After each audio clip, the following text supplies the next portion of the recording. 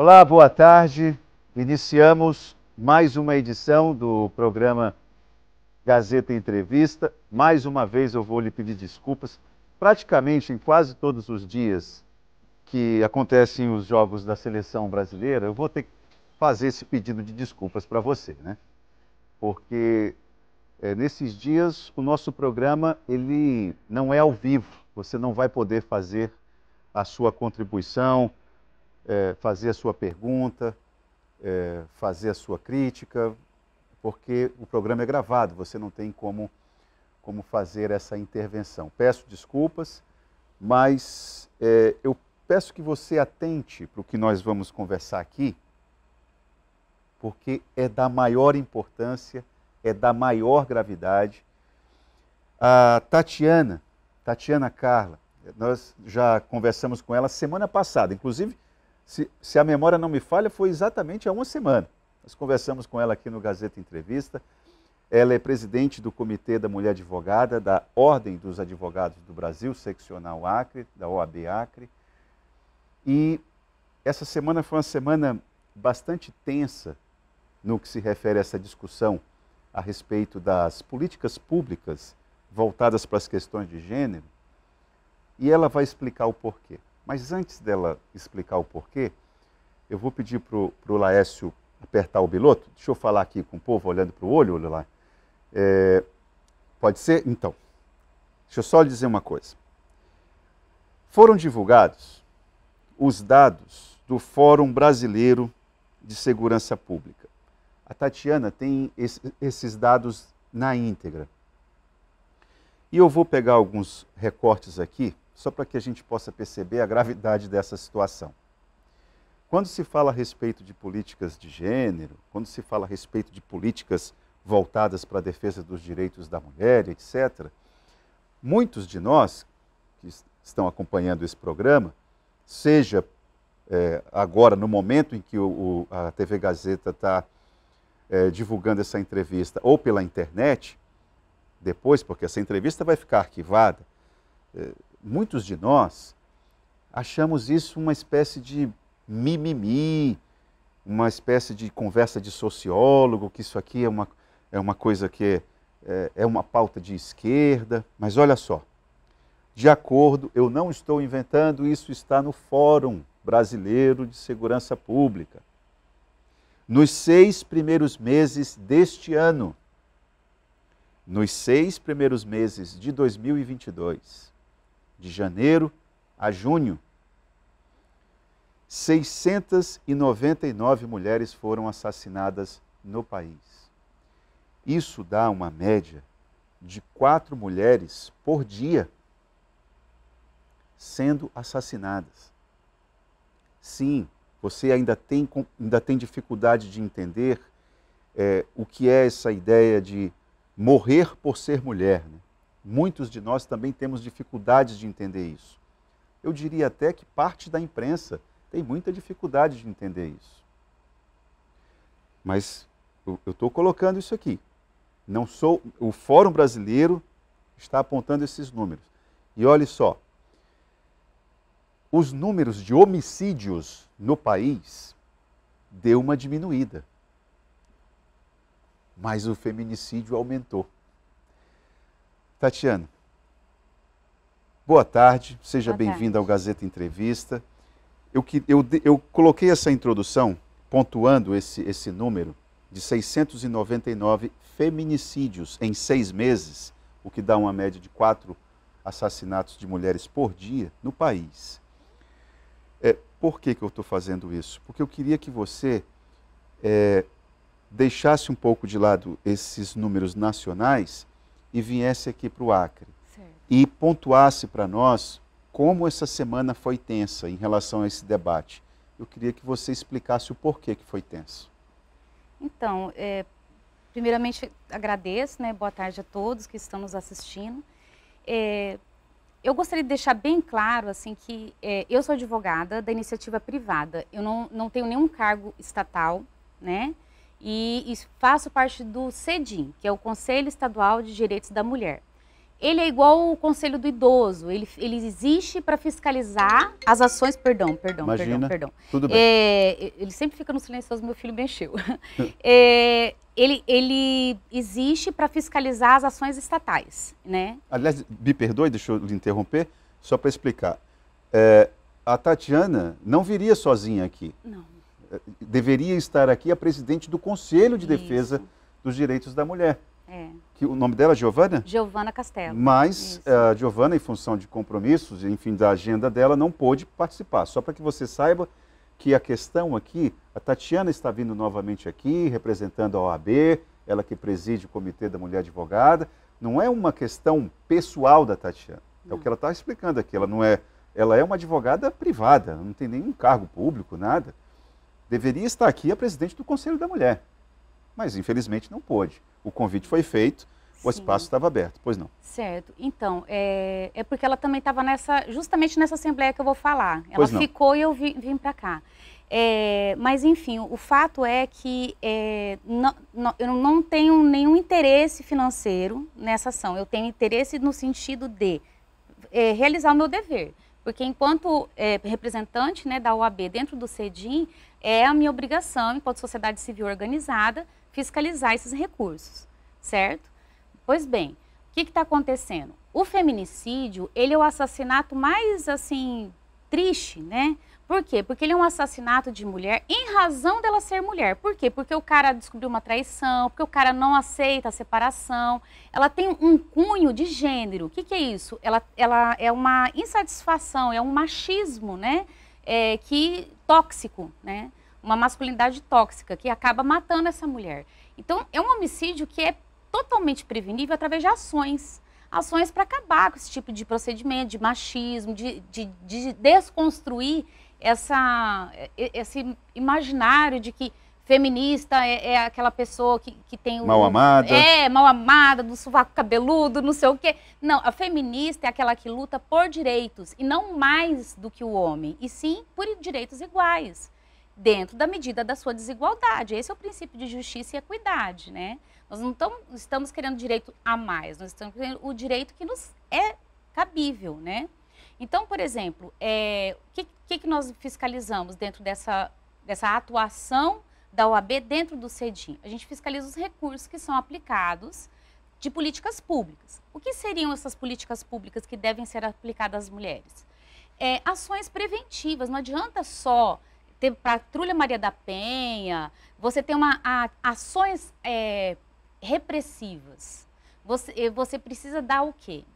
Dar suporte a essa mulher para ela sair do ciclo de violência doméstica. Me perdoe, deixa eu só fazer uma interrupção, porque isso é um ponto importante, porque uma relação que ela está num grau de tensionamento e o homem, ele já vai alimentando nele esse ódio, essa sentimento falta de posse, né? Exato, essa ideia de domínio, de posse.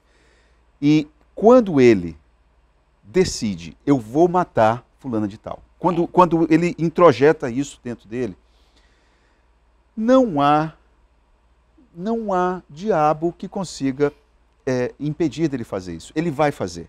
Em que pese, para que ele tome essa atitude drástica, normalmente uma série de coisas já aconteceu antes, não é? Exato, ele é o ápice, é o ápice da violência.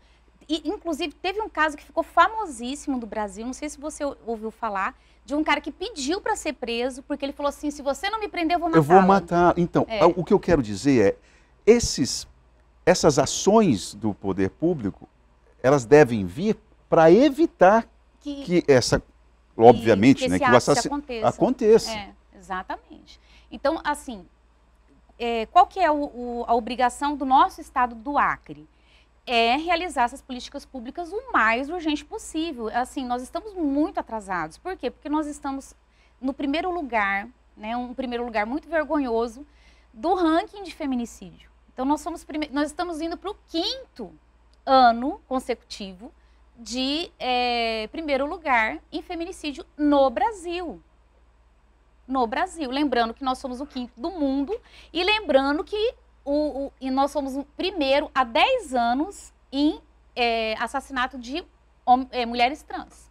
Mulheres trans, nós somos o primeiro. Primeiro lugar. No mundo. No mundo, há 10 anos. Há 10 anos. Nós temos alguns números, alguns gráficos que mostram um pouco essa ideia que você está colocando. Olha, primeiro nós temos isso aqui, ó, se você olhar para o canto superior direito do seu vídeo, você vai ver, ó, o crédito, a fonte, de onde que está se tirando esse dado, do Fórum Brasileiro de Segurança Pública. Ninguém está inventando isso aqui, é o Fórum que está informando. Tatiana, explica para a gente esse gráfico. Vamos lá. Ó, essa daí é uma média a cada 100 mil habitantes, porque você não pode pegar em números absolutos, porque nós estamos falando de um estado bem pequenininho, né? Correto. Então, isso daí é uma proporção. Proporcionalmente falando, o Brasil é o azul de quantidade de feminicídios a cada 100 mil habitantes. Então, nós observamos ali que de 2018, a gente vê 2018, 2019, 2021, meio que um padrão ali de quantidade de feminicídio. E o Acre de sempre disparado. Ali em 2018, por exemplo, nós temos ali 1,4 no Brasil, mais ou menos, ali no 1,4 no Brasil. Isso. Olha para o Acre, parceiro. O Acre, 3,5 ali. Isso por mesmo. aí, ó, 3,5. Eu estou fazendo um olhar grosseiro, mas é só para a gente ter uma noção. Ó. Enquanto no Brasil a taxa em 2018 é de 1,3, 1,4, no Acre, essa taxa de feminicídio, ó, 3,5, pelo menos, por aí. Em 2019 e 2020 teve até uma diminuição, só que o que aconteceu em 2021? Deu um boom gigante ali. Por quê? Porque olha que de 1,4, né, do Brasil, o Acre passou para 2,9. Ou seja, é mais do que o dobro, porque se você dobrar 1,4, dá 2,8. O Acre está 2,9. 2,9. 2,9. Né, isso de feminicídios a cada 100 mil habitantes. Então, o Brasil tem se mantido, não é, Tatiana? O Brasil tem se mantido. Tem uma média aí do Brasil. O Acre deu uma diminuição. 2018, pelo amor de Deus. Na verdade, o Brasil até deu uma diminuidinha, assim, sabe? Bem singela, mas deu um retrocessozinho. Agora, o Acre não. O Acre aumentou os feminicídios. E o interessante é que de homicídios diminuiu. Ou seja, está tendo uma atuação efetiva da polícia. Não é um erro da polícia, entende? A segurança pública não está errada. Ela está sendo efetiva. Porque houve uma diminuição dos homicídios, isso está no Fórum Brasileiro de Segurança Pública. Só que feminicídio não, está aumentando. Feminicídio não. E é bom lembrar, né? É sempre bom nós relacionarmos. Vamos lembrar que o IBGE, recentemente, colocou o estado do Acre, para você ver como são as coisas. 35,5% dos jovens no Acre não estudam nem trabalham. Outra coisa, mais de 400 mil pessoas aqui vivem abaixo da linha da pobreza. Então, nós precisamos relacionar esses dados socioeconômicos com essa situação, porque isso tem um impacto na vida da mulher. Na vida de todos, né? Diretamente vinculado. Diretamente porque vinculado. Aí tem aquela situação de violência que vocês... Dependência econômica, né? Violência patrimonial. Violência patrimonial. É essa expressão que eu queria frisar. O Laércio, você pode apertar o biloto aí e mostrar a próxima imagem, por gentileza? Seria possível? Além do feminicídio, será que... Tem os índices de estupro, né? Estupros. Vamos a eles, então. Esses aumentaram consideravelmente, porque veja que o Acre ali, ó, ele está lá em cima, ele está aumentando ali. O Acre é o de laranja. O de laranja. E o do Brasil é o de azul. Né? Então, isso também proporcionado a cada 100 mil habitantes novamente, tá? Então, o que a gente observa é que o Acre, ele vinha de uma forma bem amena, assim, na quantidade de estupros, só que aí deu uma disparada em 2021. Agora, não tem o de 2022, o dado aí, só que eu vou te trazer, porque eu tenho ele aqui. Sabe quantos estupros nós tivemos no primeiro semestre desse ano? No Acre? Só no Acre. Quanto? 340. 340 estupros. Só nos 6 primeiros meses de 2022. 340. Você pode, por gentileza, apertar de novo o biloto para mostrar o estupro ali? Vamos entender que em 2019 aumenta o número de estupros, coincide com o período de pandemia, Sim, Tatiana. coincide. Tem muito Então, a ver. digamos, as famílias ficaram mais confinadas, A maioria é padrasto. A maioria padrasto. A maioria, mais de 50% são de meninos e meninas com menos de 18 anos. As meninas estupradas... São crianças. A maioria são crianças. Estupradas dentro de casa. Agora, o aumento foi considerável ali. Exponencial. De 2019 para 2021. Revolta muito. Revolta muito. E aí você ouvir do Estado que não vai ser criada uma secretaria, realmente ele confirmou, não vai ter uma secretaria da mulher. Esse é um aspecto que eu queria que você detalhasse para a gente. Houve uma reunião de vocês do Conselho com um representante do gabinete do governador Gladson Cameli. Essa reunião aconteceu na quarta-feira? E com o Bistene também, foi. Com o Bistene, porque o Bistene é o presidente da Comissão de Saúde da Assembleia Legislativa. E ele está na equipe de transição, por isso que foi com ele. E está na equipe de transição. E o que foi falado para vocês? Ele nos confirmou que realmente não vai haver uma secretaria própria da mulher. Vai continuar atrelada à assistência social. E justificou? Justificou na lei de responsabilidade fiscal que não tem mais como... não tem mais como, que a máquina está inchada, que financeiramente não tem como, enfim, mas o que a gente vê é toda hora nomeação, né? É o que a gente vê, isso está no jornal, né? Sempre com nomeações, e a gente fica muito triste, porque eu não estou aqui querendo fazer acusações, só que é impossível você ver isso e não se revoltar, porque você olha os dados e fala, meu Deus, mas e a contrapartida do Estado em relação a isso? O que o Estado está fazendo diante desse quadro? Exato, é esse o ponto. Eu conversei sobre isso hoje num programa de rádio, que foi o seguinte, olha, a questão, ninguém está aqui levantando uma bandeira do, ai meu Deus, ou é a secretaria ou é a morte. A questão não é a secretaria em si, o problema é que, na prática, o que o governo de Gladson Cameli tem mostrado é que, com as políticas de defesa dos direitos da mulher atrelada à Secretaria de Assistência Social, o Estado não tem dado reação nenhuma. Não. Essa é a questão. Sim, e assim, dinheiro não nos falta. Isso que é o mais revoltante, porque os recursos vieram. Nós tivemos aqui uma demanda de 8 milhões de reais em recursos. Só que o que a gente usou foi mínimo. Mínimo do mínimo do mínimo. Por quê? Explica para nós, telespectadores. Porque o que acontece? Como a Secretaria de Assistência Social está junto com a da mulher, você tem um engessamento da máquina administrativa. Ela não funciona, porque tudo ela vai depender da assinatura da secretária, que vai estar trabalhando numa secretaria gigante, que é a Assistência Social, que demanda muito tempo, né? Então, assim, eles querem criar agora, eles disseram que vão criar, né, uma secretaria adjunta dentro da Secretaria de Assistência Social, que, assim, vai continuar atrelada à questão financeira, vai continuar atrelada a licitações, tudo vai continuar atrelado. Então, assim, a única coisa que vai ter autonomia, digamos assim, seria uma coordenação, né? Mas não vai, a assinatura, tudo vai depender da secretária de fato, né? Que não vai ser a secretária adjunta que vai fazer as deliberações. Então, você continua engessando ali ações importantíssimas, né? Há uma secretaria que sufoca a gente, sabe? São Paulo é pela Secretaria de Justiça e Segurança Pública, Bahia tem uma secretaria, estão criando agora uma secretaria própria da mulher. Então, o que a gente olha em outros estados é que eles estão se preocupando ou em criar uma secretaria da mulher ou colocar numa outra secretaria que não seja